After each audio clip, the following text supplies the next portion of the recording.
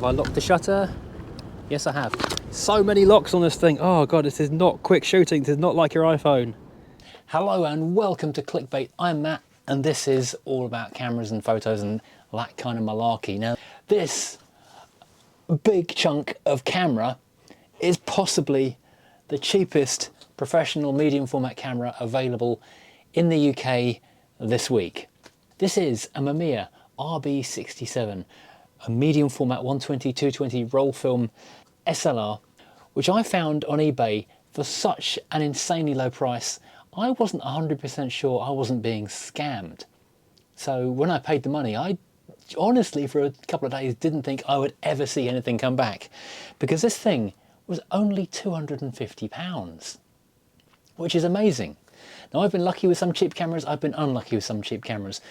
You might have seen the video a few weeks ago when I found a Minolta X700 complete kit for £30, and I was absolutely amazed because it, well, apart from having the camera itself, there were 3 lenses and a flash gun and a bag, and one of those lenses was this extraordinary Rokkor f1.4 58mm bokeh beast, as people like to describe it, which is a wonderful, wonderful bit of glass. Obviously works on any of the manual focus MD Minoltas, but can be converted to the later Minoltas, and I've even managed to find and subsequently lose, oh there it is, a Minolta MD to Nikon Z adapter. So that has been a fantastic find. The bargains are out there. So I waited days and days and I was worried, and then I got an email from the seller saying, really sorry, I was on holiday when you paid. So here it is now, £250, bada bing, yours. What an absolute bargain. I've shot and owned quite a few medium format cameras over the years. My first one was an old Bronica ETR-SI. Then I upgraded that to a Hasselblad 503 just as the digital revolution finally got enough steam up to make that kind of thing obsolete, and so I hung on to it for a while and finally sold it, which I've regretted ever since. And I even had for a while a Fuji GA645, the autofocus rangefinder, the gold one. Oh, that was my favourite of them all. It's brilliant, but so expensive. And that is the thing, you can buy some really cheap medium format cameras, things like the lomography ones and some of the kit ones, you can get them for virtually nothing. Now I'm getting back into filming quite a big way again. I haven't been for a long time, but now I'm even an ambassador for Analog Wonderland. So I'm kind of loving the film aspect. But the thing with medium format is it's got so much more quality potential. That's why people shot it in the old days, is because you got a negative that was 4 times the size, so you get 4 times the detail. I don't want a crappy lens on the front of that and a cardboard camera. I want a really good medium format camera. So this is a camera I've never shot before. I've never used an RB, and I didn't even know what RB stood for. Turns out, and this is quite the revelation, RB stands for rotating back. It should stand for SRB, stiffly rotating back, because the 67 in the name stands for 6 by 7 centimeters. Everyone knows that, don't they? But that means it's an oblong, a rectangular type photograph, unlike the Hasselblad, which is a square. But obviously you don't always want to shoot in landscape brick shaped picture, do you? Often you want to shoot in portrait, and so that's quite exciting. Now with the Minolta X700, I was super duper excited, and I took it on the ship when I did the trying to shoot different parts of the ship with different era of lenses and films and all that kind of thing, and that's when I discovered that the shutter wasn't working.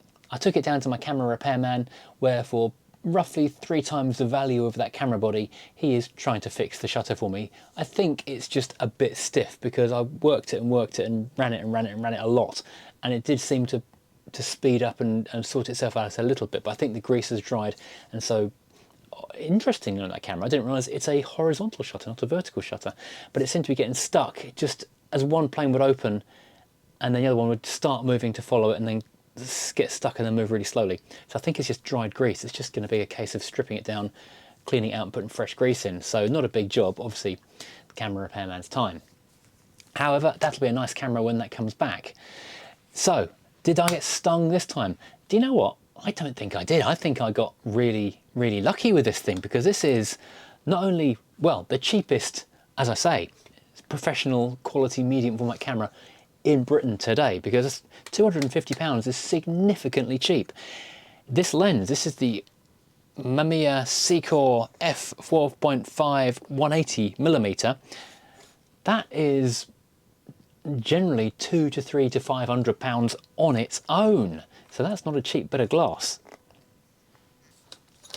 Now, being this format of chunky old medium format camera, it is 100% modular, but it's not completely intuitive if you've not used anything like it before, because there are lots of little idiosyncrasies to working with a camera like this, and I had to spend a bit of time reading the manual, for goodness sake. For example, on the lens, because it's a leaf shutter that's built into the lens itself, you've got your shutter speed and your aperture on the lens, but then you've got a third ring, but that third ring isn't focus. That is the ring that locks onto the front of the camera. So you don't want to be undoing that one when you're midway through a shoot. Your focus is a bellows on the side of it. Who knew? And in addition to that, you can only take the lens off when the shutter is cocked. So you have to cock the shutter to remove the lens. And if you want to put the lens back on and the shutter isn't cocked, you have to mechanically, or manually I should say, cock the shutter with a little pin on the back of it in order to line everything up in order to refit it. Also, you have to remember that the wind-on isn't connected to the shutter cocking. So having cocked the shutter on the body, you then have to wind the film on the film back. So you mustn't forget to do that. And if ever it won't fire, that's because you've not taken that out of it. Now, this is a good thing and a bad thing. A bad thing, of course, you can forget to do the film wind-on and double expose, but that's also a good thing because if you want to double expose, it's very easy to do. You just don't wind it on. As simple as can be. Now, obviously these kind of cameras are modular, so basically the camera itself is just this little box in the middle. And the film back, once you put the dark slide back in, if you push the slides and unlocks, lifts off, you can get holders for 120 film, you can get holders for 220 film, you can get Polaroid backs as well, so you can test your exposure because there's no light meter in here. You have to use a handheld light meter, and because it's 6x7, which incidentally is the perfect format for printing on 8x10 paper, which is kind of how it came about, you want to be making sure your exposure is bang on and your focus is bang on as well. So that's all good.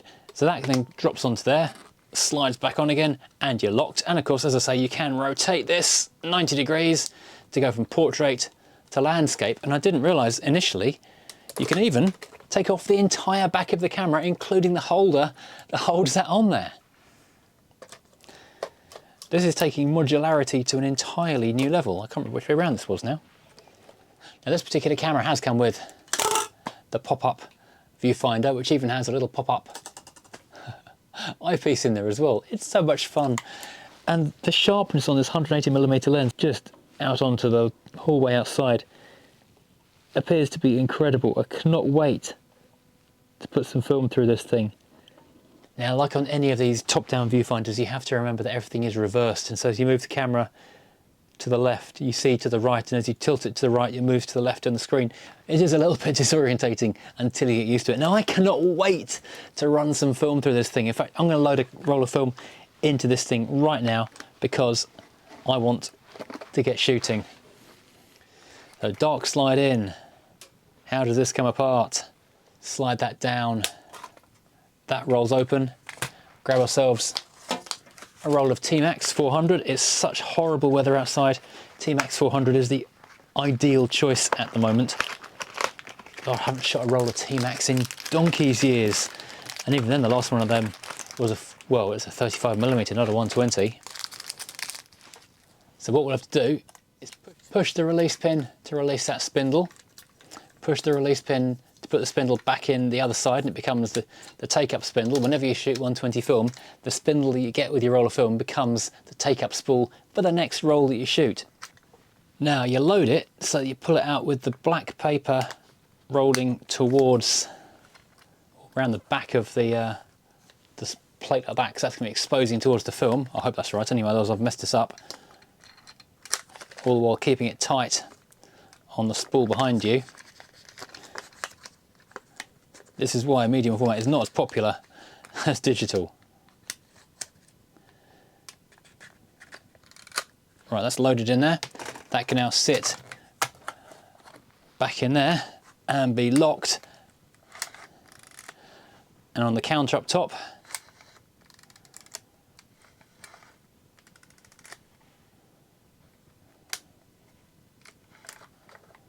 I can feel it changing now. There we go. We've now got the 1 in the little window. And this incidentally is the 120 back. You can actually tell it's a 120 back because it says so on the top. If that was a 220, it'd be a little bit larger to take more roll of film in, and it would say 220 on it. This can now go back onto the body of the camera. You can do this on the camera itself, you don't have to take it off, but I am now cocked, locked and ready to rock, and I can't wait to start shooting with this thing. I think I was just the luckiest photographer around when I happened to see this eBay auction coming up and no one else noticed it and no one else happened to bid on it. It is monumentally complicated and manual compared to the kind of cameras that we're using these days, the easy to use digitals. Even the most complicated of digitals is remarkably easy compared with this. It's going to be one of those things where I'm going to get, what, 7 frames on a roll of 120? I'm not many, so every frame is going to have to count, and I'm not going to want to mess those up. But I'm so looking forward to seeing this. The quality from this thing is going to be absolutely epic. I am super excited to have this on the desk, in the bag, and ready to start shooting. I'm going to have to invest in some very strong shoulders to lug this thing around. It's not light, it's nearly 3 kilos with this lens on it. But am I excited? You bet I am. Is there going to be a photo walk with this thing coming up on the channel very soon indeed? Definitely, 100%. Okay, I could not wait to see how good or indeed bad this camera is. And it's so exciting, and I had to stick it in the car, and I knew I was going to the countryside, so I shoved it in the bag. And I tell you what, this thing weighs an absolute ton. Even just hoofing it out of the bag weighs a ton. One thing I did discover early on was that the tripod mount is the oversized one, which I've forgotten the actual fractions of an inch it is, but it's not the regular size like you find on your Nikon or your Canon or your Sony. It's an extra big one, so I'm going to have to hand hold this thing, which is going to be a challenge. But the light a few minutes ago was just astonishing, so I had to get back here as quick as I could with the camera. It has, of course, clouded over magnificently, but I'm going to see what I can do. Now, doing a little bit of research, these cameras are really quite old, much older than I thought they were. They ran for 40 odd years. The first one, I'm going to turn around. Now, doing a bit of research into this camera, it's a much older device than I actually imagined. The first one came out in 1970, then it was replaced by the Professional S, which is what this is, in 1974, so 50 years ago. And that ran until 1990, so a 16-year run of that. And then there was a Professional SD, I think it was, came out in 90 and ran to 2010. So fundamentally, the same camera ran for 40 years, and this is now potentially about 40 years old itself. It's probably 1980s. If I serial number it, I could probably figure this out. There is a serial number on the bottom. I might Google it and flash it on the screen. But yeah, doing a bit of search emulating, the 6x7 back on a 120 film gives us 8 frames, 8 shots. So I need to be very, very careful and sparing with that. Bear in mind, a roll of 120 film is what, £5–6 probably for the cheap stuff. Up a lot more, up to 20–25 for the good stuff. So you want to make every shot count. And focal length wise, this is 180mm. Because it's a 0.5 magnification equivalent to 35mm, this puts you on an equivalent of a 90mm. So looking at these rows and rows of vines we've got growing here up on the side of the hill, I reckon that would be quite a nice shot with a 90mm lens. So let's see if we can get a couple of half decent shots. And I say a couple, it's literally going to be a couple. I'm trying to put the camera down somewhere so you can watch me do this while I shoot. Right, the sun has actually come out. I'm trying to get the shot up the hill. First of all, I need a meter. Oh, this is going to change so fast. And this is nothing like shooting with your phone because honestly, I've not even got the meter out yet and the sun's gone in. Oh, this is 400 ISO, isn't it? I'm going to try and shoot this at about f8, I think. Wow, that wind's picking up. And that says 100th of a second. If I go to, actually go to f11, that is currently 125th, but that's going to come out in a second and be a bit brighter. So I'm going to move it to 1/250th because I'm going to wait for the sun. Now let's get this focused up. Oh, you have to remember to move backwards with this thing. Wow, this is so confusing. And focus on the side of the body. Wow, that wind. I need to head over to Wex in a minute and go and get myself one of those adapters. I feel seasick looking through here. You have to get everything in reverse, rotating it and moving it left to right. Everything falls to your hand really nicely though. Dark slide, I keep forgetting the dark slide. It's so long since I've shot with a medium format of this kind. I keep forgetting the dark side. Oh, there's a really handy little slot on the side for putting the panel in though. Okay, can I shoot this now? Have I locked the shutter? Yes, I have. So many locks on this thing. Oh God, this is not quick shooting. This is not like your iPhone. So, cock shutter.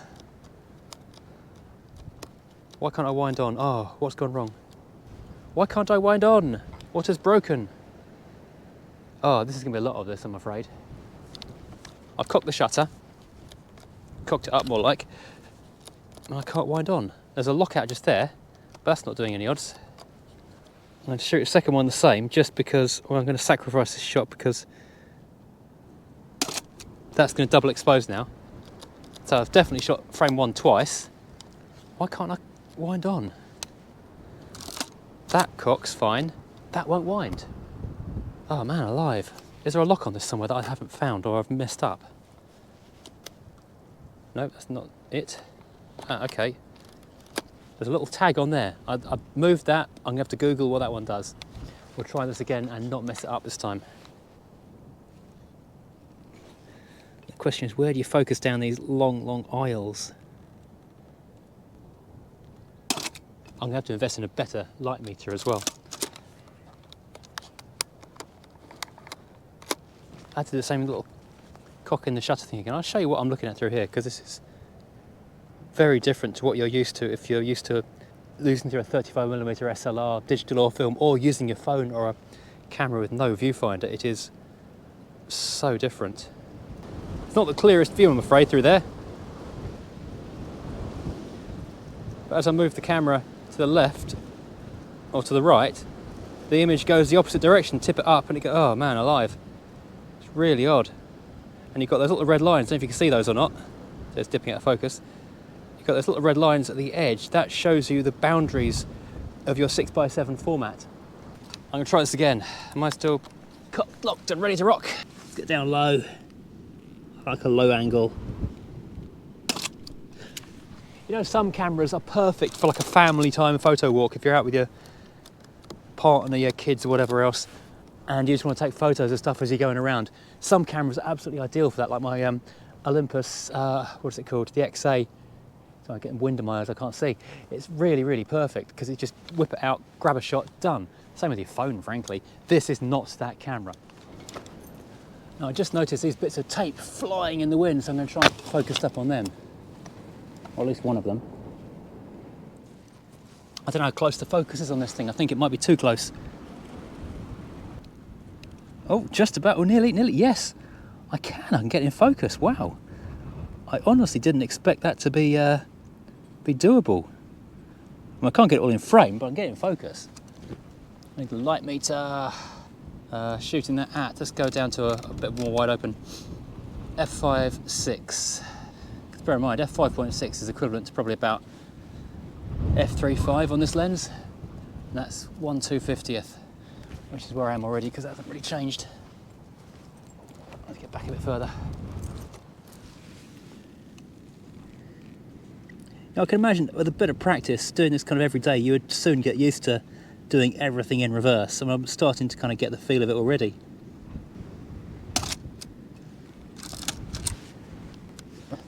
I love the lines. These vineyards, I come here quite a bit.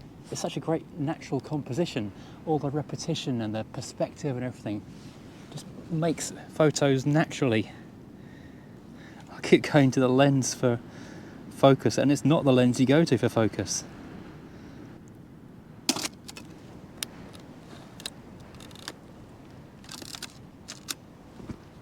What else can I get a shot of? Can I get a shot through all the... That's it, that's nice. Through all the bunches of things. Yes, we can. You know, I am thinking in sort of digital 35mm shooting for photo walk terms, trying to use the film up like I've got 36 shots to get through. I'm on frame 7. I've got 2 shots left already. That is just nuts. I mean, that's just gone in no time.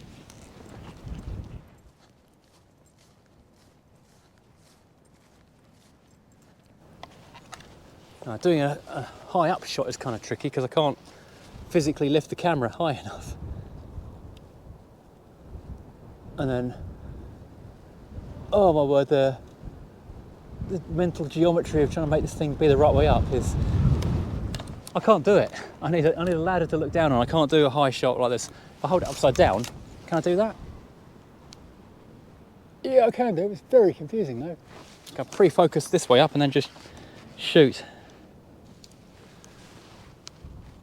Can't see. I can't work out how to get the horizon straight. It's just all over the place. I can't do it, it's too weird. I just cannot do that. I'll shoot this way instead. Man, that's weird. I mean, it's one thing reversing every movement when it's the right way up. It's quite another when it's 180 degrees out and it's upside down. Oh my goodness.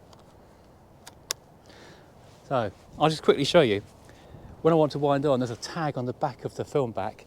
Push that across, I'll get a little red tag up here next to the number, then I can wind it on. I mean, you can do the shuttercocking anytime you like, frankly, but yeah, there we go.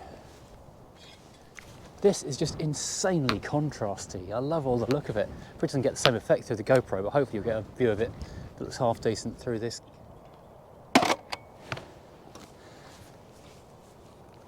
You want to be really sure you're in focus when you hit that button. Right, I think, oh, it's taken me, I've got frame 9. I didn't think I'd get a frame 9. Okay, that's kind of exciting. Let's get a perspective through the legs of the trees. You call tree legs? Trunks, I think is probably a better word, really, isn't it? There is a, I noticed, a depth of field preview on the side of here, which is quite cool. But on a camera that costs about as much as the house, you would expect that. Right, will it go to frame 10? It really shouldn't, but let's see. Oh, it's saying 10 is the last shot. It's gone red. Okay, what can I do? Let's do one over here quickly.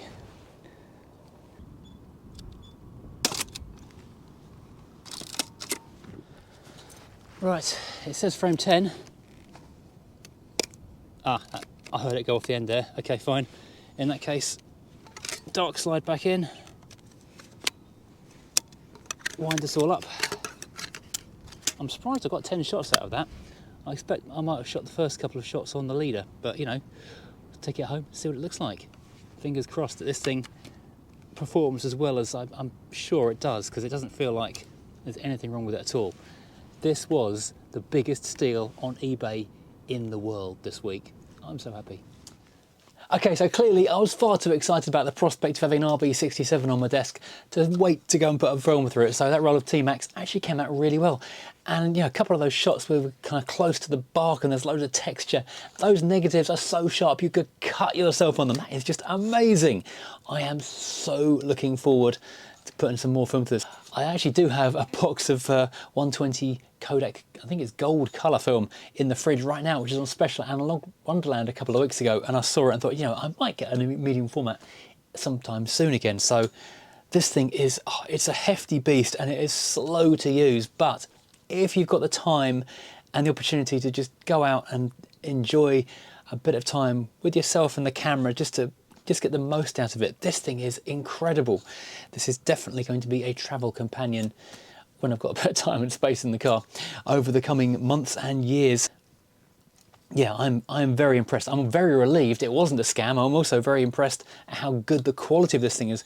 A few people on WhatsApp were saying, oh my God, you've got the 180 Secor. That thing's incredible. And you know what, it absolutely is. This thing is as sharp as a knife.